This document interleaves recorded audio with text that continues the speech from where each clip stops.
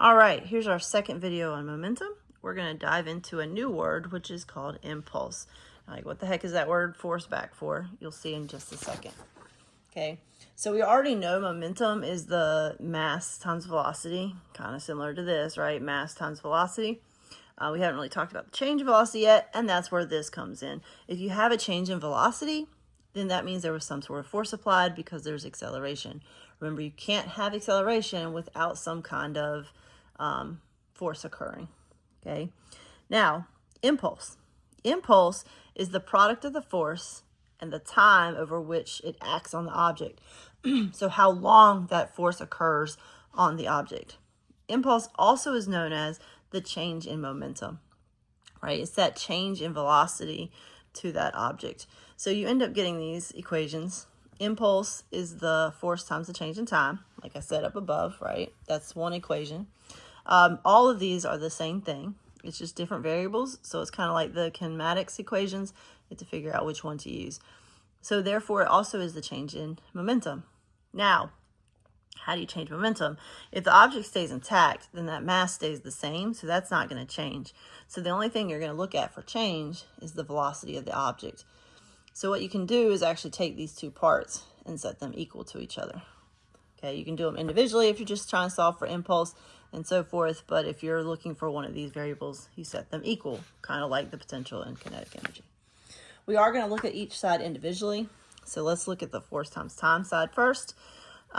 If we were to be able to change impulse and only keep one of the other variables the same, impulse is going to be directly related to force and directly related to time. Meaning if force goes up, impulse goes up, right? The more force there is, more impact. If time goes up and force stays the same, you're going to have more impact, okay? Or more impulse.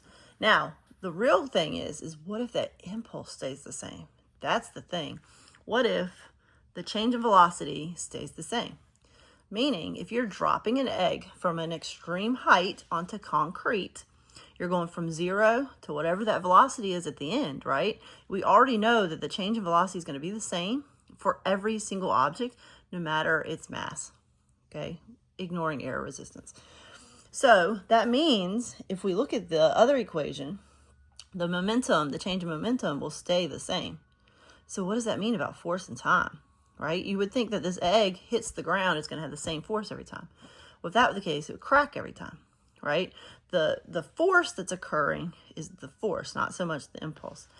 So what that means, if we're able to expand that time that the egg hits the ground, there's less force occurring on the egg. So that's where a cushiony surface for the egg to fall on is going to cause less damage because there's less force occurring, okay? And that's with that one. Now, if we look at the other side, which is simpler, okay, again, impulse is going to be directly related to mass and the change in velocity if we keep one or the other. But again, if we keep impulse the same, larger masses are going to have smaller change in velocity, which should make sense because we already know Newton's first law, which is inertia. Bigger objects, it takes a lot to get them to move, right? So larger objects are going to have a smaller change in velocity. All right, I have two problems for you. They're actually pretty simple. No conversions or anything, y'all. So a student with a mass of 55 kilograms rides a bicycle with a mass of 11 kilograms. You're like, why are there two masses? Hold on. The net force is 125 to the east, accelerates the bicycle, and the student during a time interval of 3 seconds. What is the final velocity of the bicycle and the student? Assume the student and the bicycle are initially at rest, right? So if we label all this, we have mass, we have another mass, force, time, and remember that word rest is a velocity. In this case, it's the initial, so that's our initial velocity. Now, here's the thing about the two masses. It says it's asking for the final velocity of the bicycle and the student. So one of the things you need to understand there is that that mass is going to be the two of them equal together, right? So we have force, which is 125. The change in time is 3. The mass is 66. We're solving for the final velocity, but in this case, your initial velocity is 0. So when you find that velocity there, that will be your answer. So you plug in, solve, and you get 5.68 meters per second. Okay, simple enough. Next one, the only reason it, quote, looks hard is I know you guys love some scientific notation. It's really not that bad. Okay, so in 1993, 1.24 times 10 to the 5th kilogram, so that's our mass, all that information. Suppose the plane took off with a speed of 101 meters per second, so it took off at that, toward the southeast, accelerated to 197. So we have our initial velocity and our final velocity. During the acceleration, it has a force of this, right? This is the force that's occurring for that change in velocity to occur. So then I'm asking for how much time did the force act on the generator? Like how long did it take for it to occur? It's another way to look for time, right? So we plug in all our lovely stuff. Remember, change in velocity is your VF minus your VI.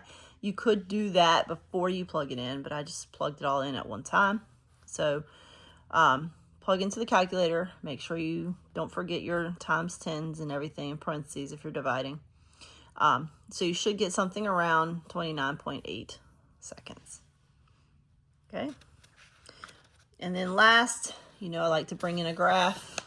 So if we have an equation that is force times time, which means that we can take that and graph it, where we have force on the y-axis, time on the x-axis, and we can actually graph those relationships. Whatever is underneath our graph, we find the area of that graph, that is our impulse, right? Because force times time is the same thing as length times width, which would give you that impulse there.